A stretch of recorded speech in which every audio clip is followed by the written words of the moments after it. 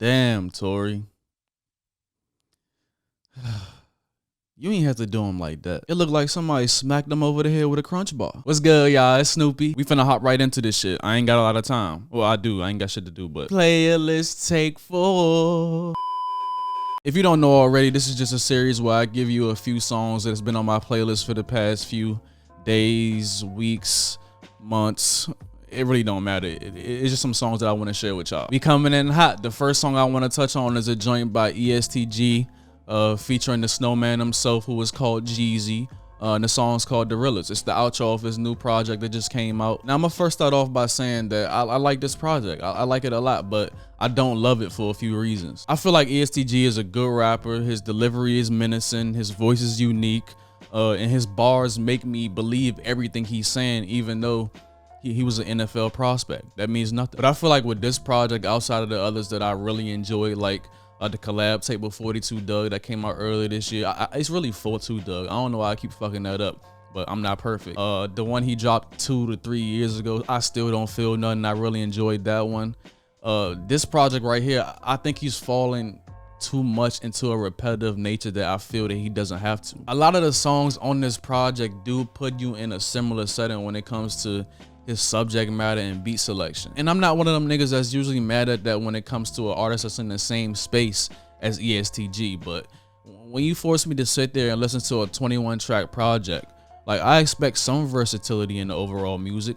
Like, come on. Through this entire project, I was literally sitting there waiting to hear a switch up in anything because of the amount of songs that's on this album, but I never got that.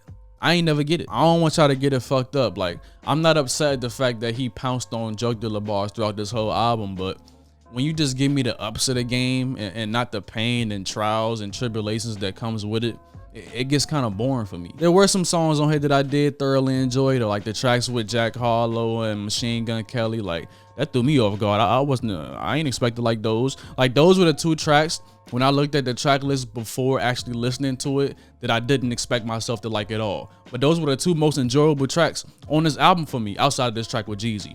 No, this track with Jeezy. Listen, I don't know what pack EST Gee gave to Jeezy to get him to transform back into the nigga we heard on Thug Motivation 101, but it was no cut on it. The dope was perfect. Jeezy's verse on this song gave me deja vu to when I was in my dad's car at 5 years old and he was blasting Jeezy's album from front to back. Like, this is what that felt like. He carried EST Gee right to where the drop-off point was for the package. Not saying EST Gee didn't have a good verse himself, but this verse is exactly why I failed to see the comparisons to Jeezy that everybody else talks about. Jeezy's flow, his slang, his wordplay when it comes to this drug talk is just on a different level. In this one verse, he confirmed why everybody appreciates Jeezy in that space, because it's a story you can't deny and he delivers it so well. Bro, I love this track, man. And when I say this is no slight to EST Gee at all, because like I said, I did enjoy his verse as well. But when Jeezy came on, I didn't want his verse to end. Next song I got for y'all, and I know y'all probably tired of me talking about her on this channel, but I can't help it. She's been releasing some good music. Like, you can't deny good music. Lennox and Chloe Bailey, Leak It. Y'all can't tell me this wasn't good. I'm gonna say this right now, and I've been waiting to speak on this ever since this shit started, but I don't appreciate or understand the hate that Chloe Bailey has been receiving just for flaunting a more sexier side of herself. Like, I just don't get it, man. Like, incels to the rescue, man. Like, I don't know, man. Y'all niggas, man. And it be niggas too. How are you mad at that? I would think the world would, or the internet, let me just say the internet, because it's not the world, it's the internet, will find something more interesting to judge somebody about, because, like, I'm all for it if it makes sense. I can't count how many times I've listened to this song, but it's a lot. The vocal performance from both Ari and Chloe was just incredible on this track. And the most impressive thing to me was how great these 2 sounded alongside each other, because that's not easy to do. Like, have 2 singers alongside each other and for them to mesh so greatly together, that's not an easy task. This track offers some modern but still 90s vintage jazz production that I feel Lennox loves to sing over most of the time. I say that because some of her earlier work exhibited some of the same musicality. I never knew making a song about something as simple as asking a man to leak your news in the most purest form ever would sound so good and creative. Like, because when you really dig into the root of the track, that's all it's about. And I wouldn't change shit. The way Chloe comes in on this track, like, even though it says that she's featured, she still surprised me. Like, she came out of nowhere. The flexibility within her voice and the fact that she can insert a different tone to fit any track that she's on is just wildly shocking to me. She up next in my opinion, man. Like, just based on the overall talent that she's shown so far, even without a full body of work to judge her on. I like this song a great deal. Even though it's not my favorite song on the album, it's still real interesting in my opinion. All right, we about to take a huge turn because we got to talk about this new Kodak Black track. We have to. Kodak, this is all I want. Now, if you don't know, I'm the biggest advocate for Kodak Black's earlier music. You know, that's all that was in my head. Well, that's not all that was in my headphones, but I listen to him a lot. We talking Harder the Projects, Lil Big Pac, Institution. I also love Dying to Live. That's my favorite Kodak Black project to date.